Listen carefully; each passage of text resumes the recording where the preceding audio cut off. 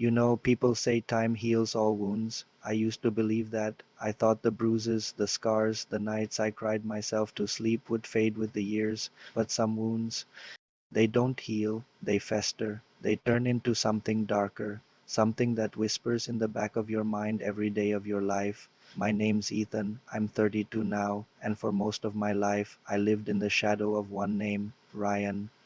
Ryan was my bully, not the playful kind, not the kind who just calls you names and then forgets about it. No, Ryan was cruel. He broke bones, he broke confidence, and most of all, he broke the kid I used to be. I remember being 12 years old, standing in the schoolyard with a book clutched to my chest. I loved reading, it was my escape, but to Ryan, it was weakness. He and his gang cornered me, yanked the book out of my hands, and tore it apart right there while I begged them to stop. When I tried to pick up the pieces, he shoved me face first into the dirt. Everyone laughed that laughter. It stayed with me. It didn't stop there. Ryan was relentless. He tripped me in the cafeteria, stuffed my locker with garbage, spread rumors about me, and if I ever dared to fight back, he made sure the punishment was worse. Bruises hidden under long sleeves, a smile forced at home so no one would ask questions. Years passed, and I told myself, just survive this. One day it'll be over, but here's the thing. Ryan never really went away. High school ended, and I thought I'd finally be free. I went to college, worked hard, tried to rebuild myself. But Ryan thrived. He went into business, made all the right connections, climbed the ladder. By the time I was building a modest life for myself, Ryan was already driving the car of his dreams, flashing money around, surrounded by people who worshipped him, and the worst part?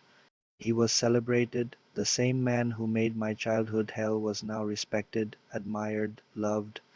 That's when I realized my wounds weren't healing, they were sharpening. I started watching him, not obsessively at first, just curiosity. Social media made it easy. Ryan posting photos in expensive suits, traveling, giving motivational speeches like he was some kind of saint. The comments, people calling him inspiring, a role model. Every word felt like a slap to my face. Then one night, while scrolling through one of his business profiles, I noticed something strange, a contract listed under his name with dates that didn't add up. At first I brushed it off, but the more I looked, the more cracks I found, shady deals, inconsistent records, whispers of money that didn't belong to him. Ryan hadn't changed. He was still the same liar, the same manipulator, only now he wore a suit instead of a school uniform. That's when the idea took root. Revenge, not childish revenge, not fists or yelling. No, that's what he'd expect this. This would be different, slow, patient, silent. I started digging public records, business filings, old connections. I learned Ryan's company wasn't as clean as he wanted people to think. He had partners who weren't exactly legal, side businesses that didn't match up, and a past he desperately wanted to keep buried.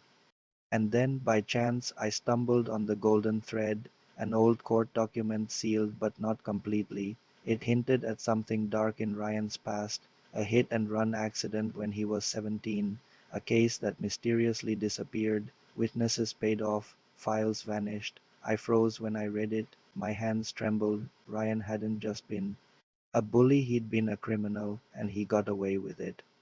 That's when I knew I wouldn't just ruin his business, I would ruin him, but I couldn't rush. Revenge takes patience. So I reached out to him. I crafted a message on LinkedIn congratulating him on one of his recent achievements. A few days later, he replied, smiling, friendly, like the past never happened, like he hadn't destroyed me as a kid. We met for coffee. My stomach churned the entire time, but I played the part. I told him I admired what he'd built, that I wanted to learn from him, and Ryan, he ate it up. He loved talking about himself, loved the idea of being a mentor. The same man who once shoved me into lockers now shook my hand and called me buddy. I kept meeting him, dinners, events, small business gatherings. Slowly I slid into his world. He had no idea who I still was inside. Months passed. He introduced me to his associates, his investors. He bragged about deals, and every time he opened his mouth, I listened carefully, storing every detail. I knew one wrong move could expose me, but the thrill of it was intoxicating. Then came the night it all fell into place. Ryan invited me to a private dinner with a few of his close partners, expensive wine, laughter, deals being made. And Ryan loud, drunk, careless. He told a story about his wild youth, about mistakes he'd made, and with a smirk he said something that made my blood run cold.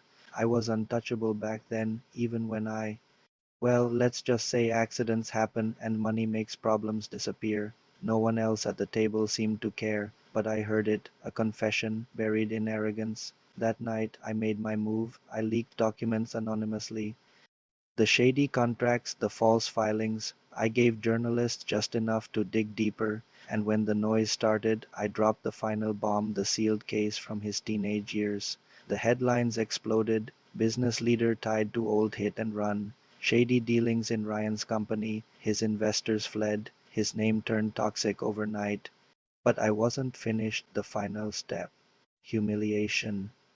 I organized a reunion event, something Ryan couldn't resist. Old classmates, teachers, familiar faces, and I made sure Ryan showed up, desperate to prove he was still respected. When the time was right, I stood up. My voice shook, but not from fear, from power. I told them everything, the bullying, the torment, the scars, and then I revealed the truth about Ryan, the criminal, the fraud, the man behind the mask.